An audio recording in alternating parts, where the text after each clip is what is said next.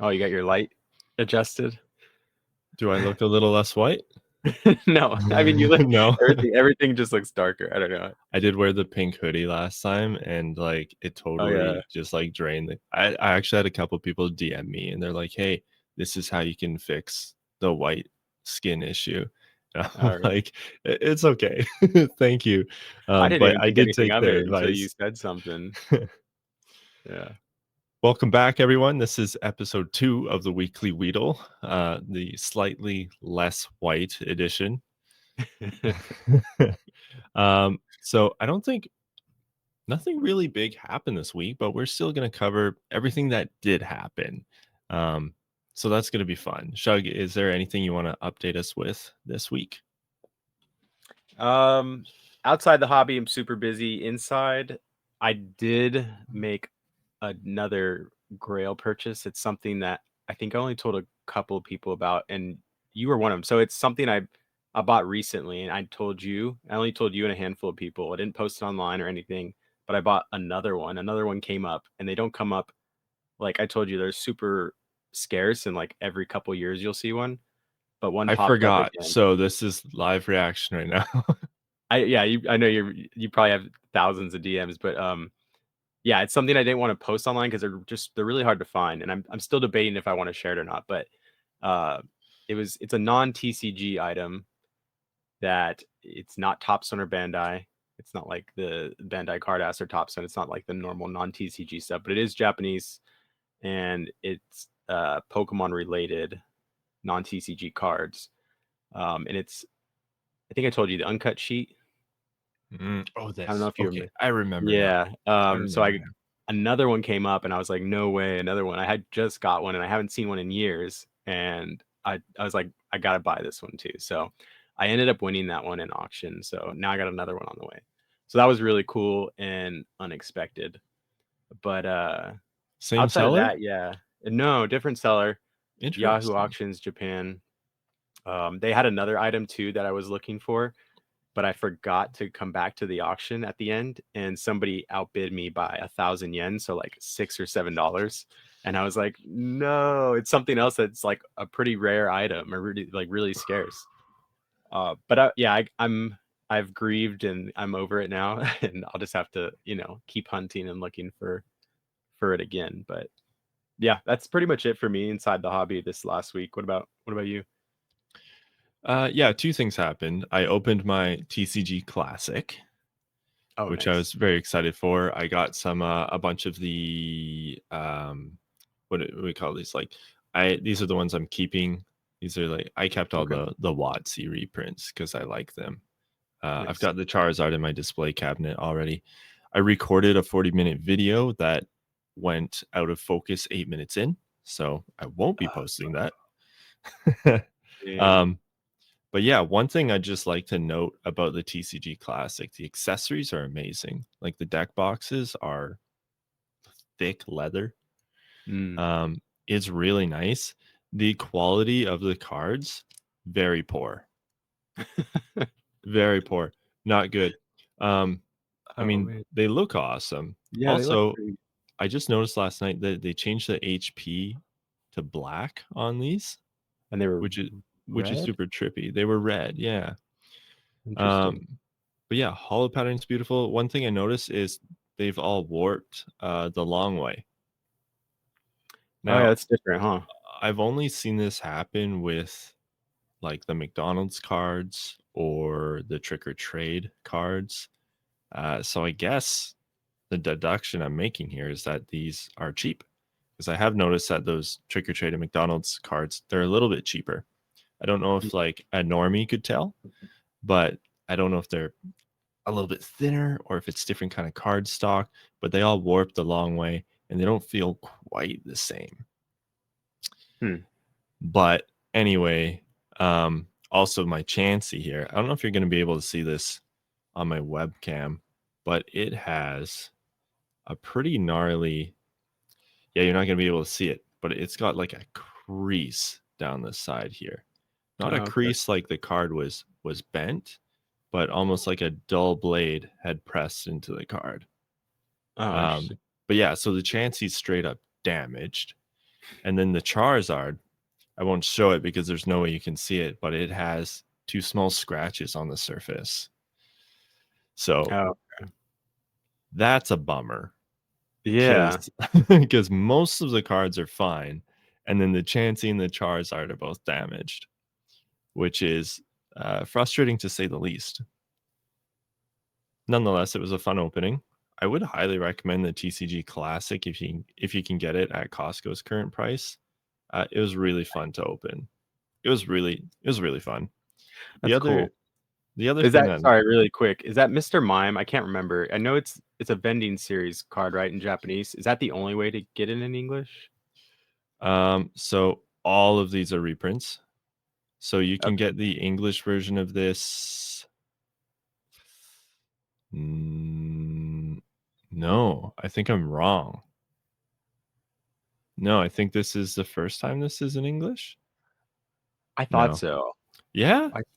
But I could be wrong. Somebody might know in the comments. I thought it was just a Japanese vending series card, and a lot of people always say, "Oh, these vending series cards are, Japanese exclusives." And I thought they brought one or two cards from those type of sets like into it. But I could be thinking of something totally different or heard something wrong.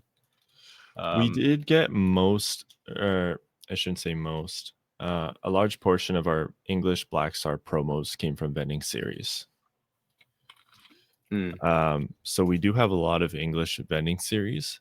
However, yeah, I just looked up Mr. Mime right now. I believe that one, yeah, yes, it's coming back to me now. That was an exclusive. I think everything else in the TCG Classic is a reprint, and then Mr. Mime is ex- exclusively brought over to English for the first time. So you're right. that's cool. It is really That's cool. good to know for somebody. I guess it's another way. I guess a plus for that product. I guess if you're looking to Yeah, buy you it. might pass over it if you're not, a fan of like the vintage Japanese stuff, but that one's worth hanging on to. I think I'm gonna gift everything else to a friend, and then I don't know what I think I'm gonna bring a bunch to. I'm betting at a card show in a couple of weeks, so I'm gonna see if I can sell a lot of those and hopefully make 10 or 20 bucks back. The other thing that happened for me this week is I bid on a first edition Charizard on Fanatics Mm, Collect. Um, and it went about $2,000 over my max bid, which was shocking. I didn't expect it to go for that much. Um, so it was disappointing. I think I'm going to hold off. I actually got pretty nervous because I held the winning bid for over 24 hours. There was I've only, done that before, where it's like you bid on it and you're like, I'm winning, but then you're like, wait, I'm winning, and it's yeah, such an expensive item. yeah, exactly. I was excited, and then when it got down to like 4 hours, I was like, I hope someone outbids me. I'm nervous now. I've done that before. um, but yeah, so that was a little bit disappointing. But I was like thinking, if I purchase this, I'm gonna be going against all of my advice about buying right now.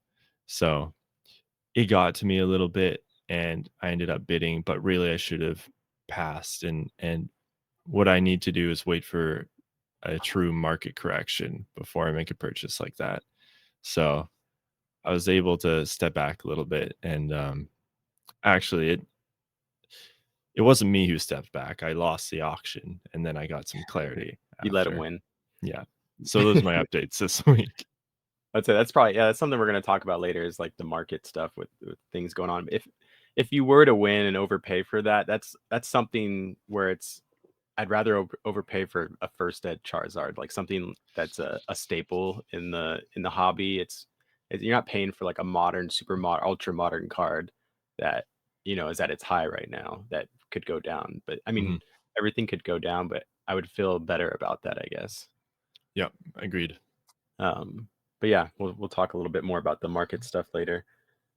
Do you want to get into TCG news? Let's do it. Yeah.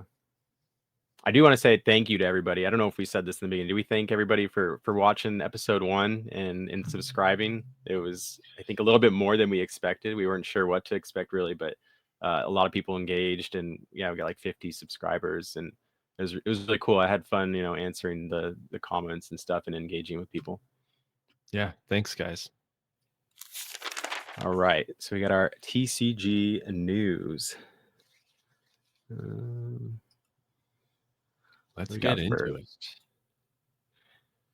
All right. Okay, the new Pokemon trading card game Pocket. I guess it's not new anymore. We're coming up on the 1 year anniversary, I think 1 week from now. So this app is I'll just be blunt. I believe it's a bad app. I think it's poorly made. Especially right now, I'll admit I don't have the newest iPhone, but it is laggy. Holy crap. It is, I wouldn't say it's almost unplayable, but it's getting there. Um, yeah, there have been a lot of complaints about this game. I still log in every day, to be clear, and I like it. Um, but yeah, there's been a ton of negative feedback, and they put out a survey about a month ago that I think a lot of people really expressed their true feelings in that Mhm. survey. And so this update is a response to that survey. And it's huge. This is perhaps the biggest news we've had since the game launched. They're going to let us trade basically every rarity of card, save for gold cards and the immersive cards and promos. So a lot of those, I don't I don't really keep track of this rarity system very well. I'm going to call them full art cards that are hard to pull. We can trade those now at the cost of shine or sparkle dust or whatever it's called. They're also going to improve the Wonder Pick feature. I don't know about anyone else, but Wonder Pick is kind of dead for me. I'm sitting at full stamina most of the What's time. Sorry, I haven't. I think I told you I played like the first month, but I don't remember. What is Wonder Pick? Can you remind me? Wonder Pick is where you can randomly get one card from someone else's pack, Oh, okay. Yeah, yeah, yeah. I remember this now. and it's just being bad. Yeah. Um, like I'll scroll through twice a day, and I have everything already, so it just kind of sit there with full stamina. And yeah, and then they're gonna let us freely gift each other certain cards as well, which will be nice because right now it's kind of silly. I have like 37 copies of Scorch. I would love to just go into my friends list and just give those to people who don't have Scorch instead of like typing in their name and going to the thing and like trying to set up a trade. And they're like, "What do you need?" I'm like, "I don't need anything. I'm just trying to get rid of my 37 Scorches." That's funny. So yeah, huge update to this. It probably is also a result of their lost revenue. This game came out with a bang. It cannot be understated how big this game was when it came out. Yeah, we're seeing December 2024, it made 119 million US dollars. That's And crazy. in September, it made 27. So, yeah, they're definitely, I would expect some more big updates, I think. Yeah, I was looking at like comparison wise how it performed to Pokemon Go, and I think Pokemon Go in the first month had $200 million in revenue earned, and then this one actually had a slower start. Pokemon Pocket took 6 weeks to get to 180 million, so a little bit longer of a time, but actually less revenue. And then it kind of at the 6 month mark, it overtook Pokemon Go. What Pokemon Go was at the 6 month mark. I forget what that number was. It was like 800 million or 900 million, but it's probably like, yeah, over $1 billion now in revenue. But this was an interesting video. Like I said, I don't really play Pokemon Pocket anymore, but this guy was Godsley. I don't know. He's pretty, I guess, popular YouTube. He was talking about the issues with Pokemon Pocket and how they're declining revenue and what they could do to kind of fix it. And he was saying how you have like these monthly achievements and tier system to go to like the master rank. But he's like, after you do that, after you grind a couple days or whatever, a week of doing that, the people that are really, really playing the game, it's a dead game for the rest of the month until that it reloads everything and you can, start getting those objectives complete. So he was just kind of offering, I guess, what he would like to see with the game change. And I don't know if this came out before or after the update that you had shared earlier, but just interesting to see because I had no idea. I thought it was just performing super well, and I had no idea about this revenue decline that was happening. No, I would agree. That's the issue. There's really nothing to do in the game 75% of the time. It's just Yeah. log in, open your booster pack, and log out. Yeah. Is that all you had to say on Pokemon Go? Yeah, Okay. Uh, or not Pokemon Pocket. Yeah. whatever it is. The Yeah. mobile Pokemon game. One of the 20 mobile Pokemon games. uh, Okay, this was a big sale. I yeah. think you might know more about this card than I do. Do you happen to know how it was distributed? Yeah, I did a little refreshing of the brain. I used this. I've never seen this article. Usually, I'd go off of. Sorry, I'm clicking on the wrong screen. Like E4 or something. But this was a pretty good article by Rare Candy that just briefly gives you an overview of how these cards were distributed. It was the Daisuke Club or the Pokemon Fan Club, and it was in like the early 2000s. I think it was going on, and I think it's still a thing today. But they don't do these promos and stuff like that. But you had to earn points through either like events, like tournaments, or buying certain products at the Pokemon Center or Pokemon Store. You would earn points that way, doing different activities, and then once you get to a certain level, you could earn these cards right here. And it started with like the Pikachu at 1,200 points, or is this 32? No, sorry. These two are down here at 3,200 points after the Pikachu. And then another 2,000 points later, you get the Raichu. It kind of has like those prime rare vibes. I don't know if this was the era that those were out, but I Yes, that's a think it's prime. okay. Yeah, it's just those are like a really unique era of cards how they did this. But yeah, and it just as the tiers went up, you would get access to these other cards. I don't know if you had to choose between. I'm guessing you had to choose between these two at 7,200 points. But these are the second highest that you could get, and I think they're the most expensive, even though they're not the number one like ranked card. Do you remember what the number one is? It is a master scroll. Yes, it's the Master Scroll card, which I don't.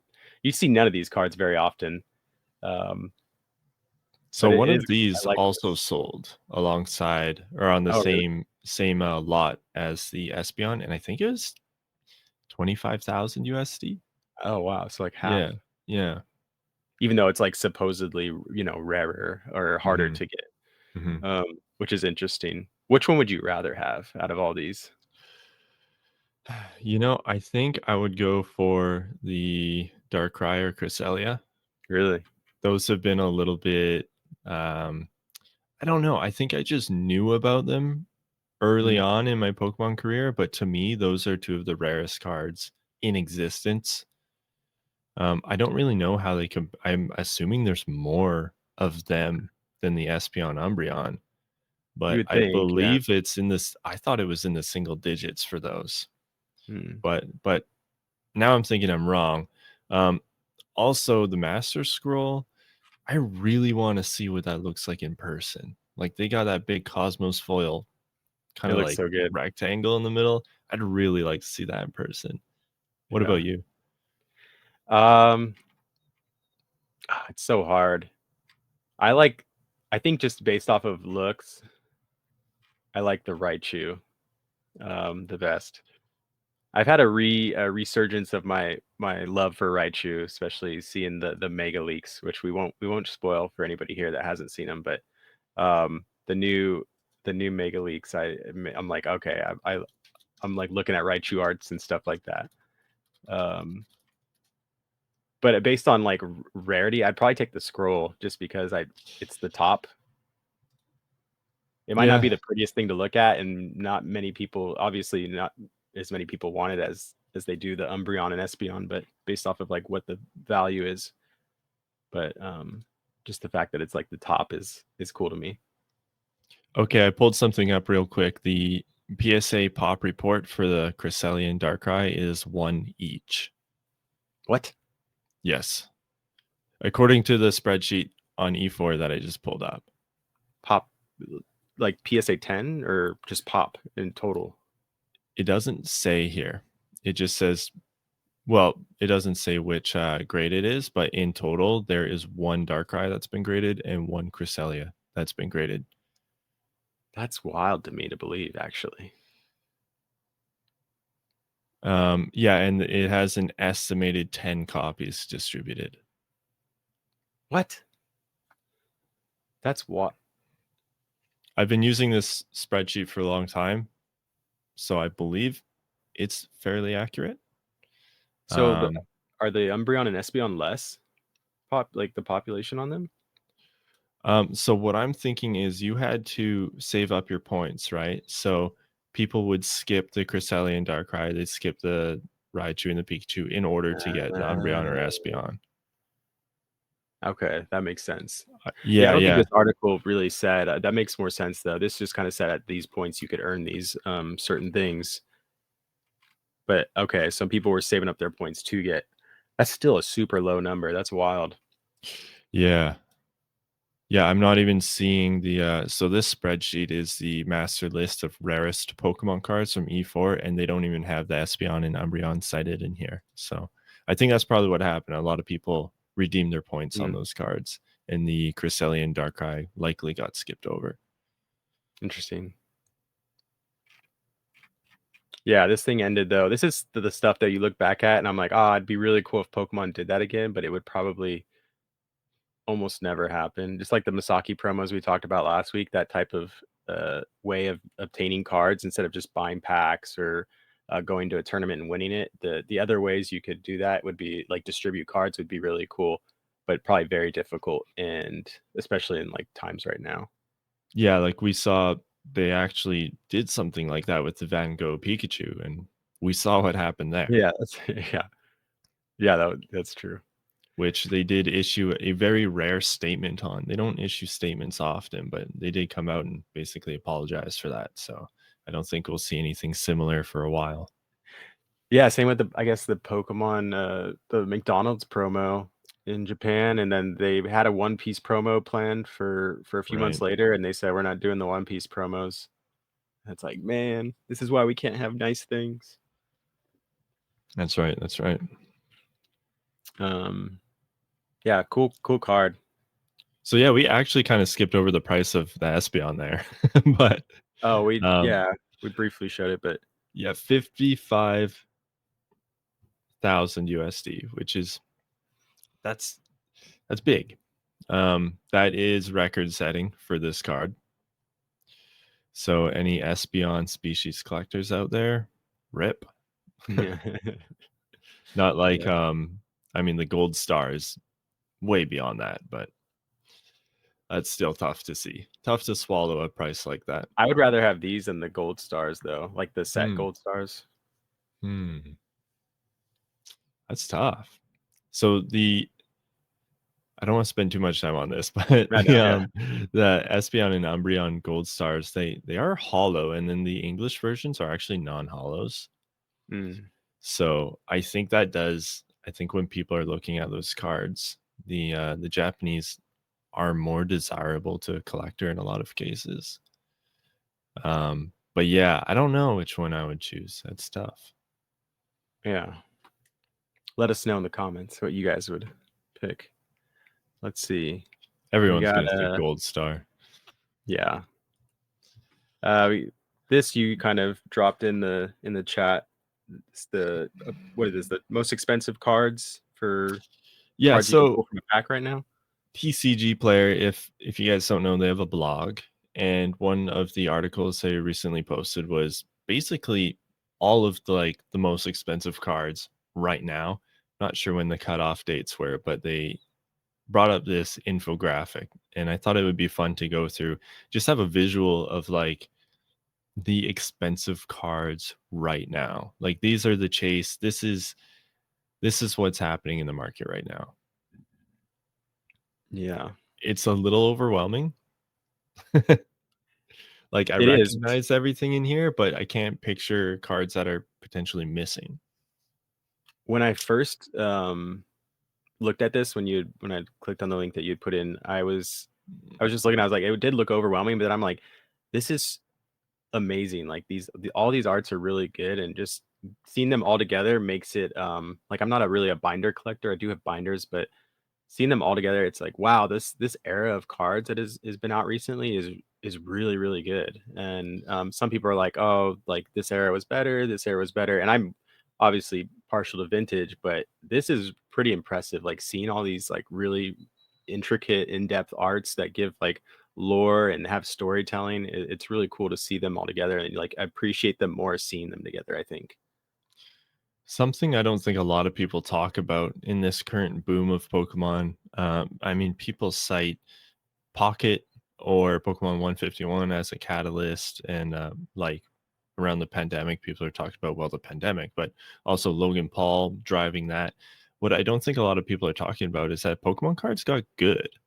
like they got good. We had full arts that were like nice. They're cool hits to pull out of like, Sun and Moon. We had like tag team cards, but this current, especially I'd say starting with Scarlet and Violet, or maybe even the tail end of Sword and Shield, Pokemon cards got freaking good.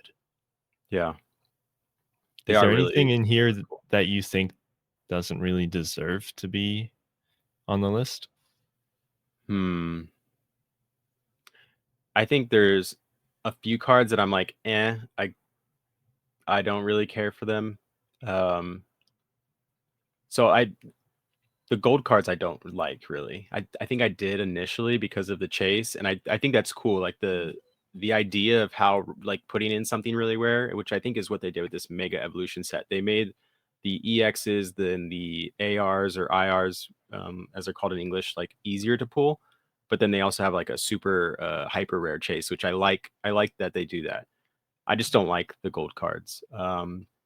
Other than that, the Ends Zoroark EX, it's okay, and I think it's just me for like personally, I'm not like a fan too much of that card.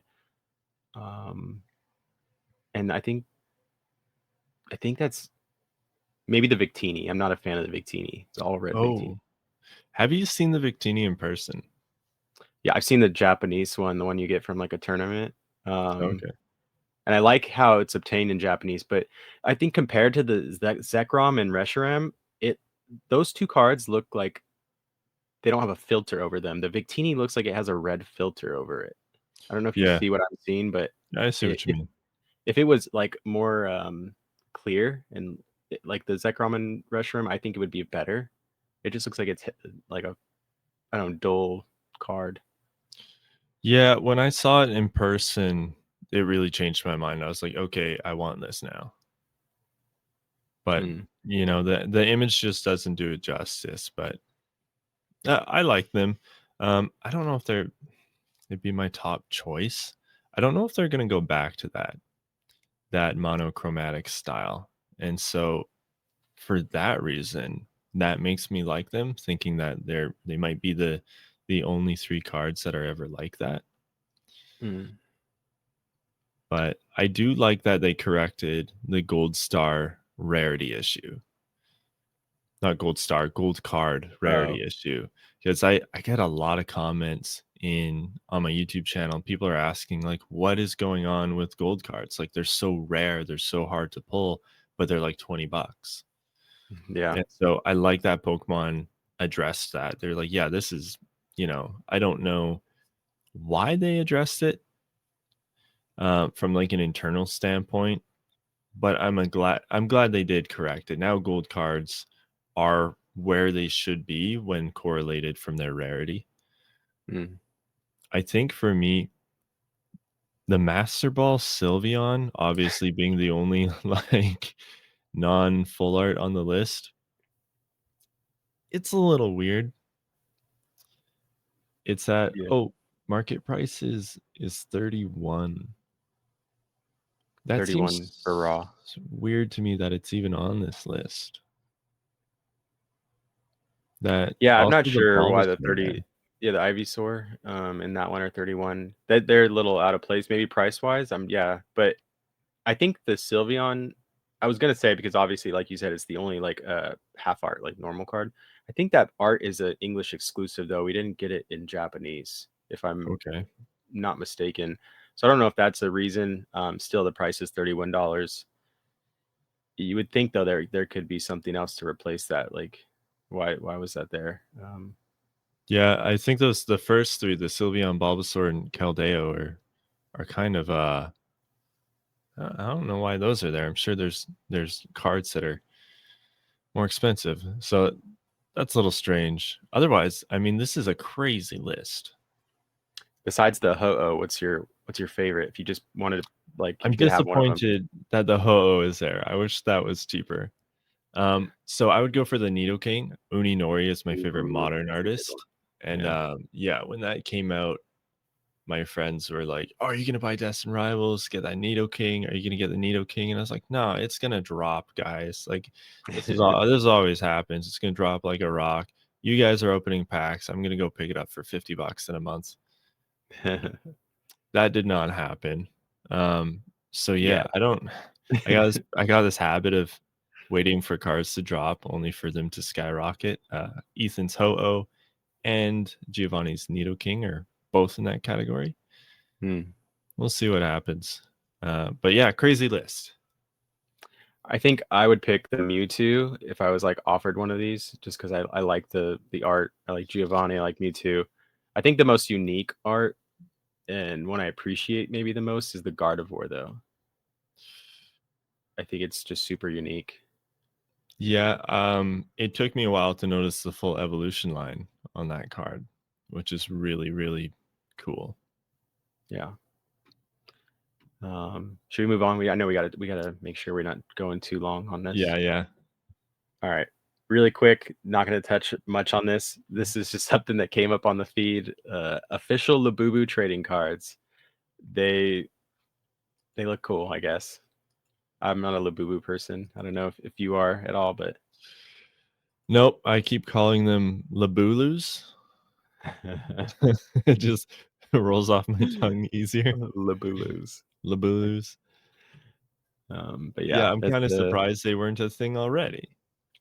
right. Yeah, they were. Yeah, that's what it is. Okay.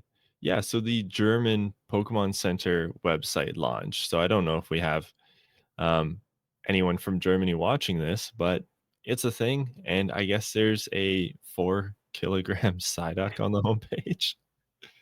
I want it now because it sounds 4 kilograms sounds significant. I love the view from below. Like, that's so funny to me. View Yeah, from that's it. behind, view from below. No headaches, only Psyduck. That's funny. Yeah, Uh, it's pretty awesome. yeah, I wonder if there's gonna be. I'm assuming that it's not just gonna be a website, and do you think there'll be like a Pokemon Center in Germany if there's not already? I'm pretty sure that's probably in their roadmap. I know something I wanted to talk about, but I didn't really deem worthy for this was the PSA, the German PSA grading Oh, location has I been didn't know about that. postponed to 2026. I didn't even know they were So, having one. yeah, I first heard about it maybe like 2 years ago. Like it's one of those things that have just like I don't know how long they've been talking about it, but I thought it was supposed to arrive this fall. I recently saw that it was delayed to next year, but yeah, I'm thinking we're probably going to see a little bit more movement over in Germany on this kind of thing. Um, yeah, and then this is just a video that I'd seen when looking up the Pokemon Center. Some German YouTuber or person on Instagram had said that somebody, as soon as the news came out about the Pokemon Center website for German, somebody made a fake website and it looked pretty legit. This is them on the. It's not the best view, but this is the website, the fake website they're on, and I don't know if anybody actually got scammed or what was happening, but it was the first website that came up when you Google search German Pokemon Center. And I looked earlier today to see if it was still there, and it's gone completely. The website is just not there. So they did fix the issue, but people ready to take advantage right as soon as the news came out. So there's just something to add on to that. Um, Next thing I wanted to talk about that I'd seen was an interesting video by Twice Baked Jake. Uh, Something that's kind of been going on is like card manipulation and people pumping modern cards for just whatever reason. It's like cards that I guess it's subjective what people like, but cards that are normally not considered maybe popular Pokemon or that sat there for a while at lower prices, all of a sudden shooting up and people talking about them and saying, "Oh, this is such a great card." It kind of like meme coins, like when they had Dogecoin and stuff like that. People were pumping that, and then it would get stupid high, and then people would dump it. But he came up with a video and called them meme cards, and he talked about several examples of cards he's seen that people are kind of pumping up and talking about. This was one that the people might be most familiar with if they're kind of in the on Pokemon YouTube or in the space. It's called it's by the same artist that does the Bubble Mew, and it's kind of like similar art style, and people are calling it the Booger Mew, which I think is kind of funny. To me it looks like a booger, I guess.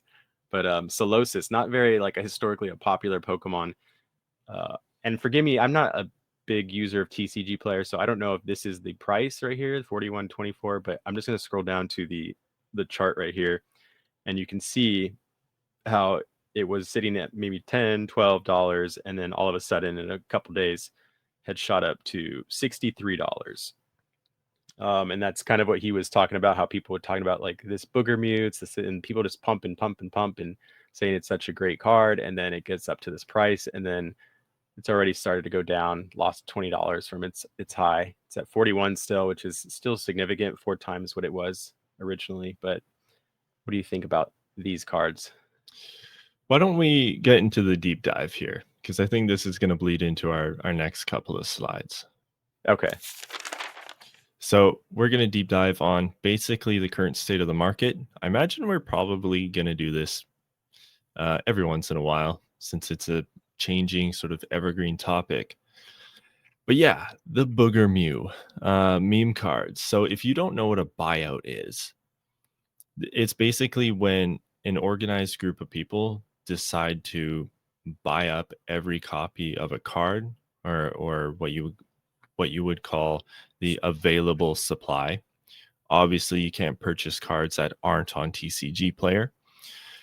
So we actually saw some leaks from a Discord a few weeks ago of basically this in the process. People in this Discord, I'm sure there's other groups out there, they organize a buyout. Everyone jumps on TCG Player. They buy up the supply of a card like this, and then they relist it at a higher price. So if you go on to search for this card, or if you have a keen eye and you're watching this type of thing, you'll notice a price spike and a very low supply available. This sucks for everyone, because it's really dumb. Really. Yeah. In the real world with real assets, something like Bitcoin, the reason Bitcoin is successful is because there's a finite amount. They don't make more Bitcoin. And something like our currency, or a lot of currencies, are tied to something like gold. Pokemon cards is different. It's not tied to anything. So that's why we see such crazy market fluctuations, and buyouts are possible. You know, you can't organize a buyout on Bitcoin. It doesn't work like that.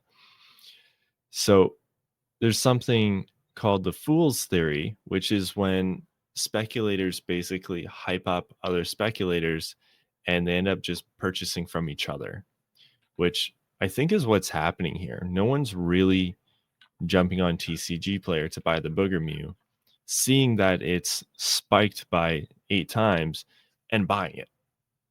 People don't do that. They see the spike and they think, it's not worth that. The people buying it are other speculators who are trying to jump in on this hype. So it's kind of like this group of people, or this subset of the hobby, is kind of just taking over the card, while the collectors just have to sit back and hopefully wait for it to die out, I suppose. For them to get bored. Yeah. Yeah, but their latest target are these, I guess what we're calling meme cards. So cards that are just stand out for whatever reason, like the gumshoes, Yeah.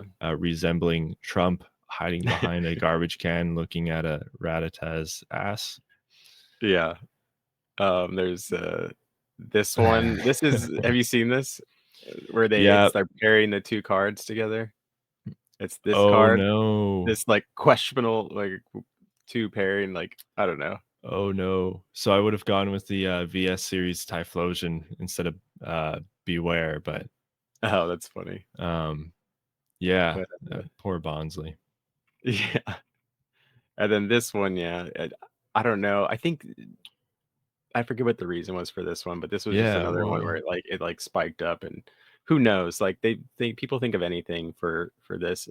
And like you said, I think it's the people, the greatest fool's theory, where it's the speculators, you know, taking one over on each other. But the people like I think like you and me and the people that have been here for a long time that have seen this kind of thing happen before are kind of just like content collecting other places and not really interested in. We're just like we'll just kind of wait it out, honestly.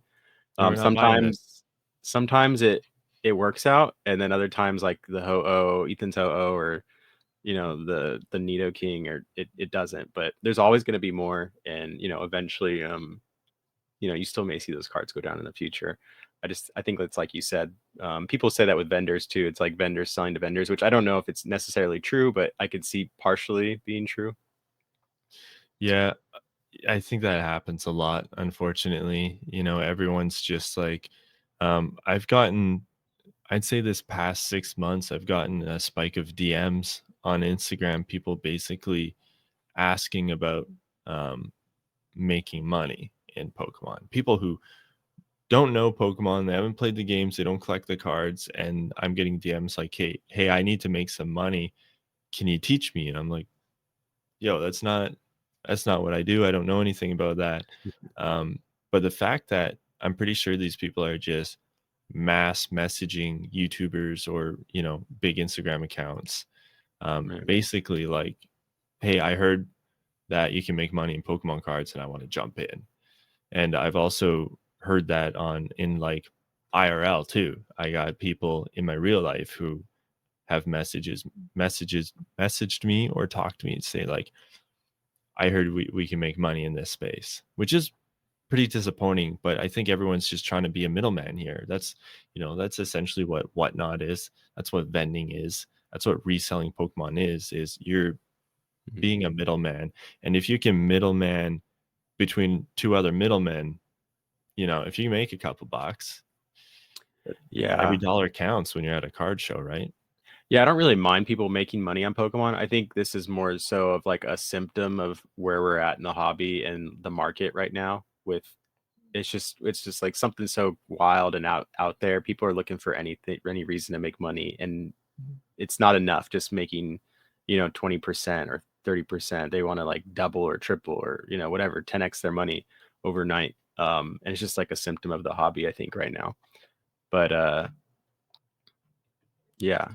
Um, do we want to talk about this at all? I don't know if you wanted to reference this at all. Sure. Um, Yeah, it's just there's another graph. another, yeah, 721% increase in the last 30 days. This makes it look a little more dramatic. But I mean, that's fair. This is a buyout. This is what a buyout looks like. Yeah. A Uh, seismitoad is something else.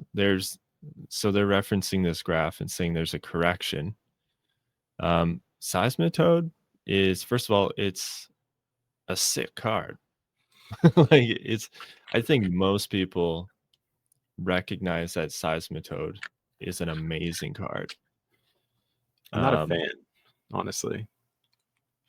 are you a fan of the artist and art style? I like the Giratina. I hate the Magikarp. The Okay, Shinji Kanda Magikarp, I hot don't take, like at all. hot take.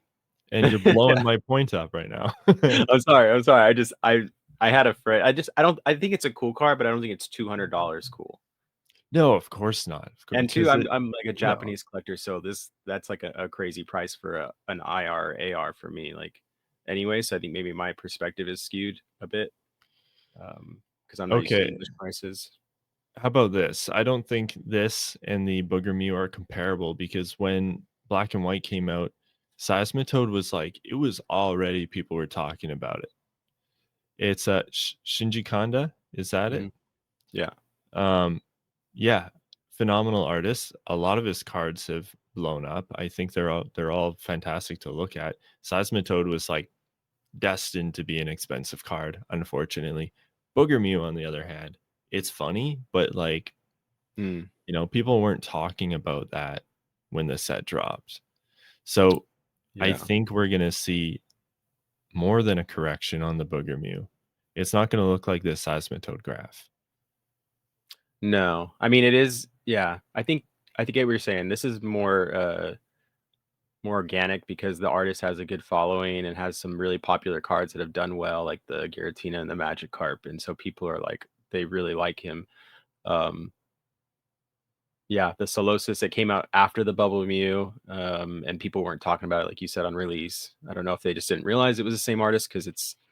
I think Shinji Kondra is more like unique, standout style of art, but yeah, maybe I don't know if they just didn't realize it was what it was, but it sounds like it's more of a pump and dump kind of situation for the Solosis. Yeah, I feel like the Seismitoad is actual speculation. We've seen the Magikarp jump up. We've seen the Giratina jump up. Seismitoad probably going to be an expensive card, but the Booger Mew is, it's that was just a buyout. Mm, yeah. What else we got? This is I guess we can segue into the sentiment on YouTube that I've seen. I don't know if anybody else has really been on YouTube or maybe it's just my algorithm, but a lot of people talking about looking at cards correcting and they're calling them crashes, and whether that's these meme cards that people are panicking about seeing drop or if it's other cards. It's not everything from what I've seen, and I think a lot of people are maybe overreacting or just kind of panicking because maybe they over leveraged themselves or thought they were going to make money and they're not making money. But um, have you seen anything on what I'm talking about? I have. I've had a busy week, so I didn't get on social media that much, but I did see some people referencing the market dipping, or like, sure, every post they use the word crashing instead. Yeah. There's a lot of discussion about like what it would take for Pokemon to suddenly crash. I don't think a lot of people realize how tied it is to the overall economy. So when we saw the stock market crash this Friday with another tariff announcement, I did kind of keep my eyes peeled. I thought, okay, we might see a dip in Pokemon because I mean, I think it was something like 1.5 trillion dollars lost on the stock market on Friday. Wow. So it's reasonable to assume that some people are going to be selling off their Pokemon cards. But when we see stuff like this, like, sure, you can grab a $10 card, and if it sells for 15, then it's gone up 50%. Yeah, I don't like referencing the cheaper cards. Something like this Rayquaza, I feel like this data is a little more palatable for me. Like Yeah. 30% on this is something to talk about. This is a data point. You This is know, more, yeah, way more significant. yeah, a $30-$40 card going up or down $10. I don't really think we should be making posts about that. That happens. It just happens. That's Hmm. supernatural. That's not indicative of the current market or anything. Rayquaza, it looks like multiple sales have dropped it down. And then I think right there, that almost looks like one sale probably went from, 5,800 all the way down to 4,500 or something. Yeah. I don't know. I haven't looked at the sales data for this. Me I don't neither. I don't know how accurate this is. Perhaps that was an outlier that dropped it. Um, but yeah, this is something to look at. I don't think the market's crashing. We might see a small correction because of the what happened in the stock market, but I think we're far from a crash. I think it makes sense too because they people are saying there's a lot more people coming in from the stock market and more traditional investment classes to Pokemon in the last few months with the Mr. I forget his real name, but Mr. Wonderful buying out that $13 million sports card and talking about alternative assets of trading cards. I think just being that there's a greater amount of people in Pokemon all of a sudden, and then the stock market crashing, those people are maybe just being cautious and acting as they would, in more traditional asset investments classes. So maybe that's part of it too. But this is a really cool card, but I really like this card. Jake in his video said this was a meme card. I don't think it's a meme card. I think, that It's just a nice card. yeah, Pikachu's in it, and I love Marshadow. I think Marshadow is super underrated as a Pokemon. But Yeah, I believe this one was a buyout as well. yeah, it went up to 80 something. Yeah, it's expensive. Yeah, and so this, I'm expecting to see this same graph on the Booger Mew. Yeah, Maybe not as dramatic, but yeah, Parabolic. Yeah. yeah, we're gonna see it come down. Yeah, just a couple more examples. I know we don't want to run too long. We have some questions too. Do you want to talk much more on the market or? No, we can move on to the Q&A segment, I think. Okay, yeah, just so we don't run over, because I think we got some pretty good questions We got from some good questions. people, and I'm happy that people engaged and put something in there, so we can try to address all of them this episode. I don't know if we'll be able to do that every episode as we get more and more questions, but we'll try to address most of these in this first episode or second episode, I guess. We'll just go in order of how I have them here, I guess. This one is from Platy, right? Platypus. And she said, "What are your collection goals right now? And what are you most proud of about your collection? Also, do you like cats?" Um, do you like cats, Oliver? Not a cat person. Hate them. Dogs. Yeah. um, Um, yeah. My current collection goals right now. I think I'm trying to take advantage of this market and I'm selling a lot of my cards that don't bring me joy anymore. mm, I would like to make my collection smaller. I have a lot of cards and I've seen some people I follow on social media lately, their collections are like a total of like 12 cards or less with huge value. And to me, that's just so much more impressive to see like a high-end Charizard, high-end first edition.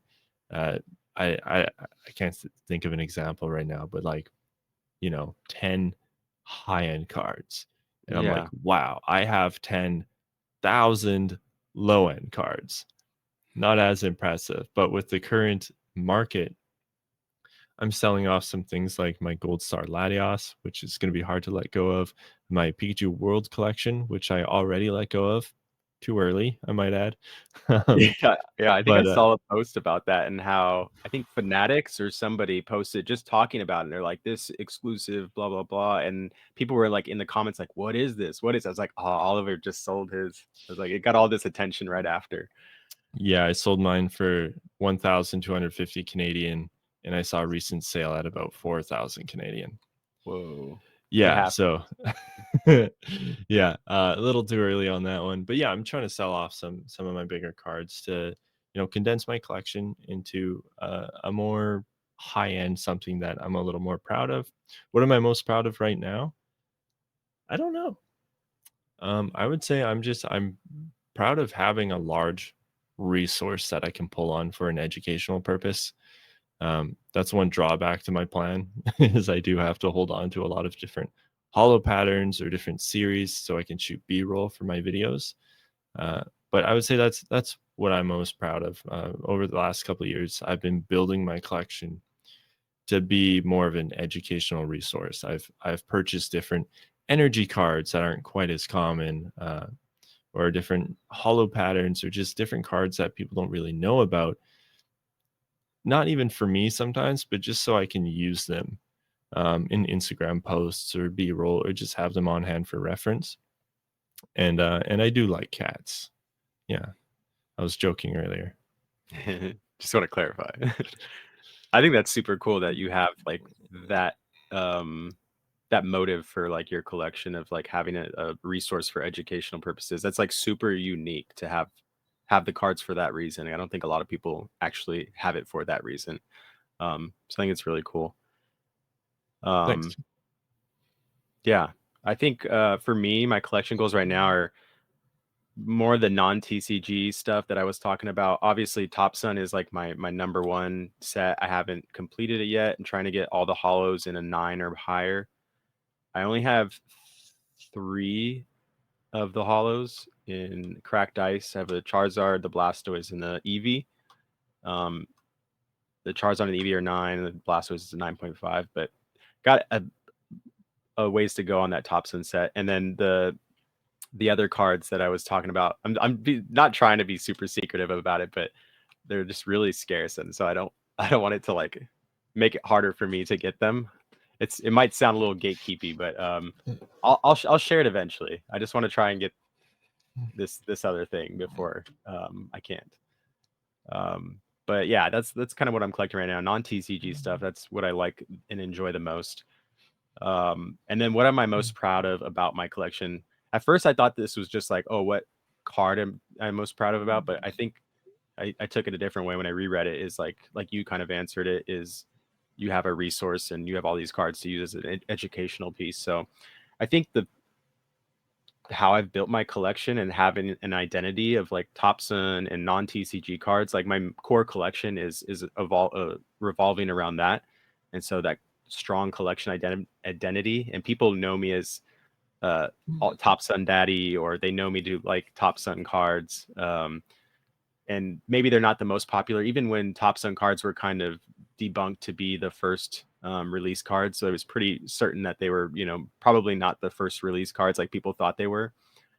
Even when I found that information, I didn't like them like start to dislike them anymore. I like them just the same as I did before. So I think just probably proud of that. I kept collecting what I loved, honestly. And I do like cats. I have not always liked cats. I wasn't a cat person growing up. We always had dogs, but then my daughter wanted a cat, and so we went and got a cat one day. And cats are pretty cool. I like cats now. But yeah. Also, I'd like to say you can like cats and dogs.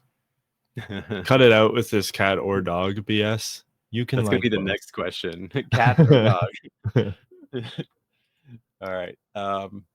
Next question. What are your expectations or wishes for the 30th anniversary? Do you know who asked this question? This was Carmen's journal. Carmen's journal. Carmen's journal. Great question. I could go on about this for a long time. I know, right? But here's the short version. My wishes, I would like to see some.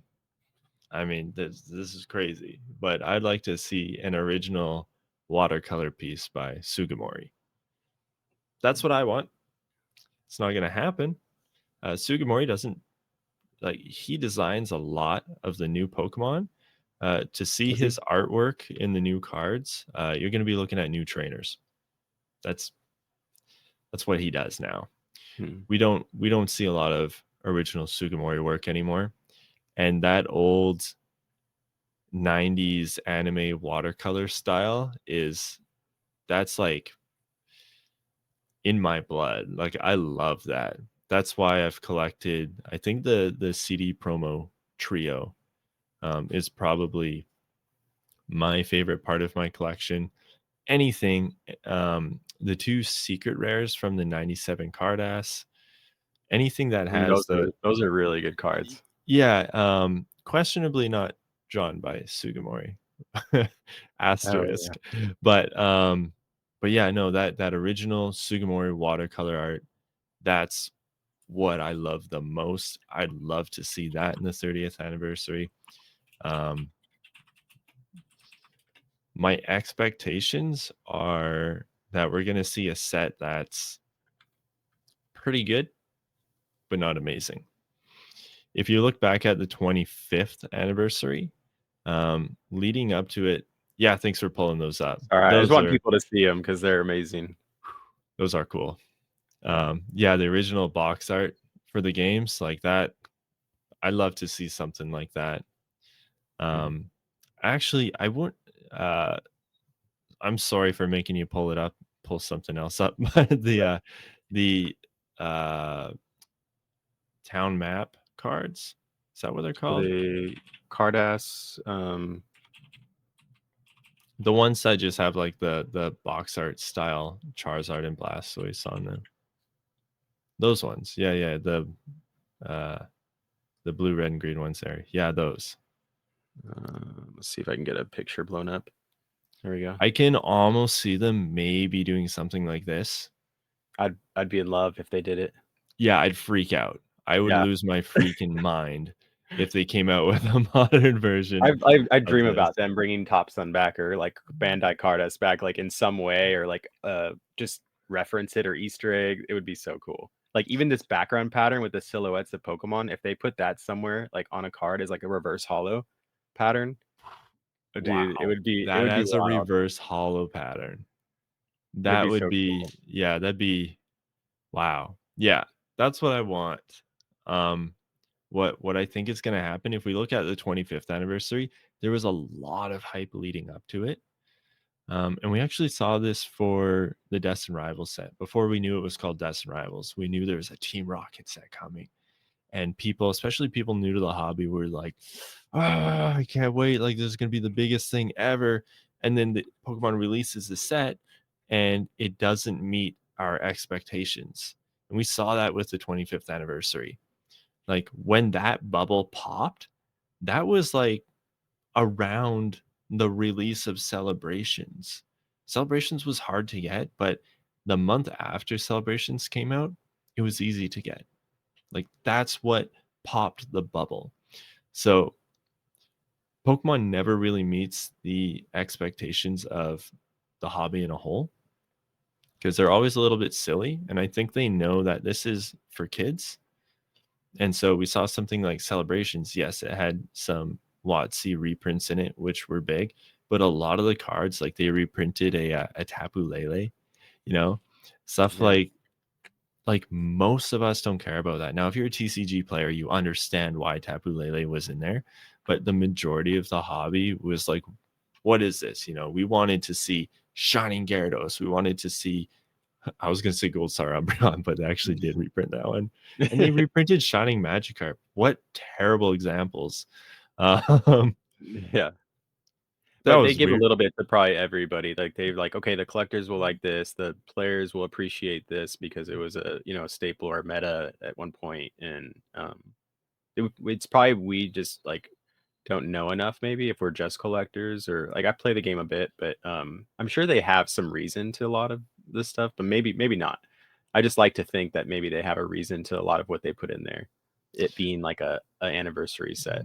They Um, did, like Don Fan Prime, for example, owned the yeah, meta for like that entire series. You know, Don Fan Prime was I didn't even know huge. that. Yeah. Yeah, that's why it's in the set. But when Mm. it was released, people were like, Don Fan Prime, what are they Good. thinking? And you know, just completely fell off. So what I'm expecting is we're probably gonna see a pretty good set for 30th anniversary, but it's not gonna be great. It's not gonna go crazy. I think it's gonna disappoint a lot of people. And Mm. hopefully history will repeat itself and the market will quote unquote crash and we can go scoop up those 30th anniversary cards. What about you?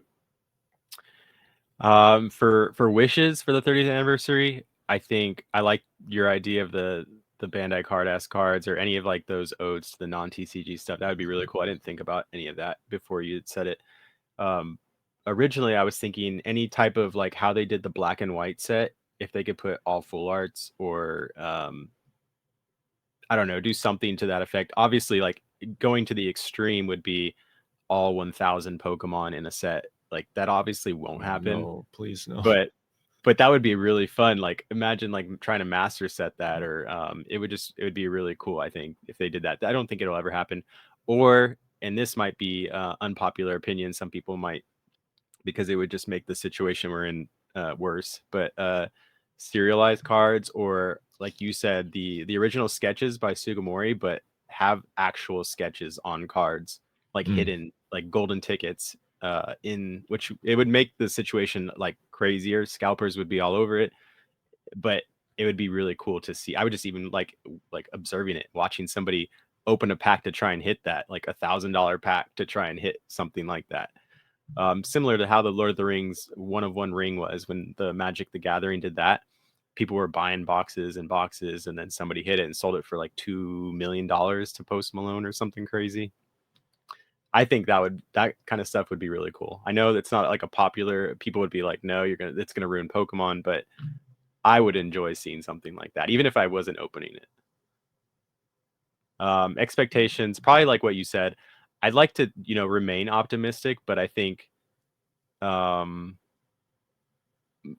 yeah, who knows with how much they're just trying to focus on printing products and getting products out there.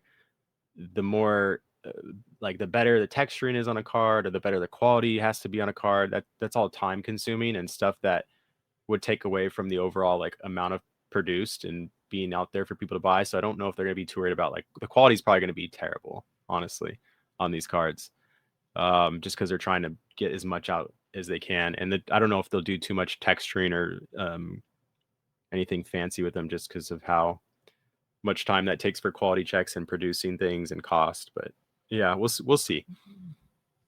I can hope for a lot. Counterpoint to that would be the metal cards during celebrations. What's that? They produced something they hadn't done before, the metal Pikachu and the metal Charizard, right in the middle of huge demand. And it was a disaster. But I could see them trying that again, doing something new and unique for 30th anniversary. I don't think they'll do metal cards because they've done metal cards. I think they will try and do something like new and flashy. I don't know what that could be, though. A new hollow variant, or like a disco hollow foil or something that they did on prototypes. Yeah, maybe a new hollow, maybe something like a lenticular card. That'd be so cool. Maybe something like serialized cards. But yeah, I think we can probably expect something neat and like borderline experimental, kind of like the metal cards. Yeah, that'd be really cool. It's exciting. I'm excited obviously for the 30th anniversary. I thought it came out on the anniversary, but somebody was saying today that it comes out because the anniversary is like February, right? February 27th. But somebody today was saying that the set release is like March or April, maybe. I don't know if they were wrong, but I believe Celebrations was September or really? August. Okay. I think, yeah. So the whole year is the celebration, the anniversary. Okay. But yeah, I think they typically release this stuff like before the holiday season. Okay, I didn't know that. But I mean, who knows what's happening? All right, we have our last question. It's maybe some of it was answered a little bit. We could reference what we talked about earlier, but there's a two-parter. If the market is in such a bubble right now, why do people buy overpriced / hype cards right now instead of waiting for a crash / cooldown? And then the last question is, where is the best place to get information about new sets? And this is from B Vermin. Great question. Do you want to start this one? Yeah, I think part of the reason you kind of answered, I think, in the question, maybe why people buy in the bubble. If the market is in such a bubble right now, why do people buy overpriced and / hype cards? I think it's hype and FOMO. I think people are excited to be a part of what's popular and what people are talking about. And then there's also a bit of FOMO, fear of missing out, and being scared that you're not going to be a part of the group and not have the card that everybody's talking about. And so I think that's why people buy in bubbles. That's part of the reason I've done it before. I think most of us have, done it, being like, oh, this card, I might not get a chance again. I still do it sometimes with certain cards. Maybe not so much modern cards, but I have the feeling even with modern cards sometimes, like, is it going to get away? Similar to like the Ethan's Ho-Oh. I'm sure that and the Nidoking, you'll next time when you're looking at a card be like, okay, is this going to be like the Nidoking and the Ethan's Ho-Oh where I thought it would go down and it didn't? I think that's like a normal thing to feel. But the more you've been in the hobby and stuff, the longer you have and seen these examples and things and learn from your mistakes, the more you kind of will understand it and get better at navigating, I guess, how you collect in these cycles that we see. And then the best place to get information about new sets is the Weekly Weedle. No, I'm just kidding. I think Poke Beach probably, right? Is Poke Beach, they're pretty quick. yeah, Twitter, they've got someone, man, because they get leaks yeah. early.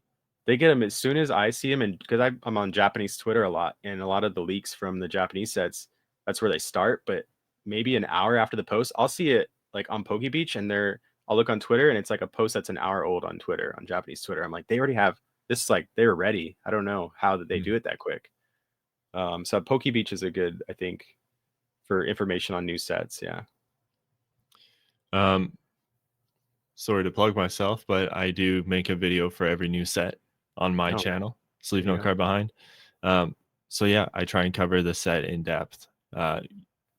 Videos take a long time to make though, so they usually come out like a week to 2 weeks after the set's release. But you do give a good explanation. Like you said, you give an in-depth explanation of things. And then because you have that knowledge of past sets, you could, if like the set is referencing something from the past or something we've seen and they brought back, I think you give that information that sometimes is missed in the hypes of what's being leaked in the card arts on like Poke Beach, maybe sometimes. Yeah, Yeah. yeah. I think everything you said was well said. Yeah. One thing I would add is yes, it's hype and it's homo. Jeez. Homo. It's homo. Everyone's We're homo for canceling Pokemon. it. I'm not even gonna edit that out. One thing, one thing, um, I think people don't really talk about is it's easy to make money right now, and we're not gonna see a correction or a crash until that goes away. Because That's if you true. look at again the overall economy, um, we can't buy houses right now. You know, buying a brand new card is tough.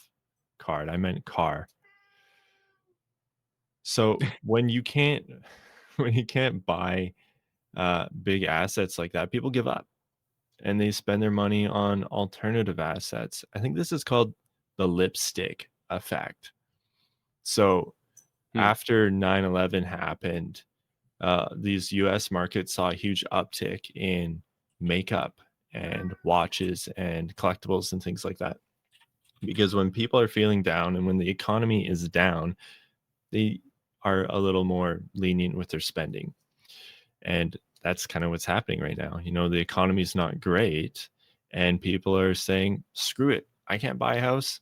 I can't buy that new vehicle. So I'm just going to buy Pokemon because people are making money. You know, interest rates are stupid right now. I can't put my money in a high interest savings account. You know, what are they going to give me? 1.5%? You know, whereas I bought this Unagaba Pikachu in a PSA 10. I bought this 2 months ago for $200 Canadian. And I thought, that's a lot. You know, this just shot up to 200. I probably shouldn't be buying this card. And 2 months later, this is worth about $430 Canadian. So I've more than doubled my money on this card. Now, this was for my personal collection. That's 430 now. Yeah, Canadian. Canadian. That's still Canadian. So probably wow. 360 USD. That's that's a lot. I didn't know it was that much. Yeah. So, you know, I didn't buy this on speculation. I bought it for myself. But now I'm gonna sell it at the card show I'm betting at in 2 weeks because I doubled my money. I kind of feel like I have to sell it for, you know, put in my Charizard fund or something.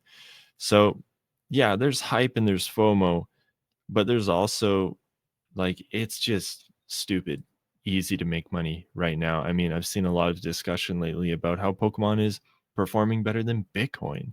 It's more stable than Bitcoin, as volatile as Pokemon is. Everything's more stable than Bitcoin. But yeah, that's it. You know, with what's happening right now, there aren't a lot of opportunities to grow your wealth, to increase your net worth, whether that's through traditional things like buying a home or alternative things like Bitcoin. You know, right now, Pokemon is kind of king for that, which is sad. I wish this wasn't how things are. And I typically don't support stuff like this, but it's what's happening right now. I didn't mean to double my money on this. It was a complete accident. Now, you know, I just think like what I have to do is sell it and make a profit. I'm not 100% sure if I will, because I do really like this card. But yeah, I think everything you said is really accurate, but I wanted to throw that in there. It's just way too easy to make money right now. I think it's a really good point. Yeah, I didn't think of that. My answer was kind of basic. I mean, but yeah, talking about, yeah, it's easy to make money, and then the lipstick effect. I didn't know what that was, but it makes sense. Yeah, people kind of give up on doing that, and they buy. It's like retail therapy, making themselves feel Mhm. better by buying smaller things, and it's like consumerism and just getting caught in this, getting a dopamine hit from it. But good points to add on, I think.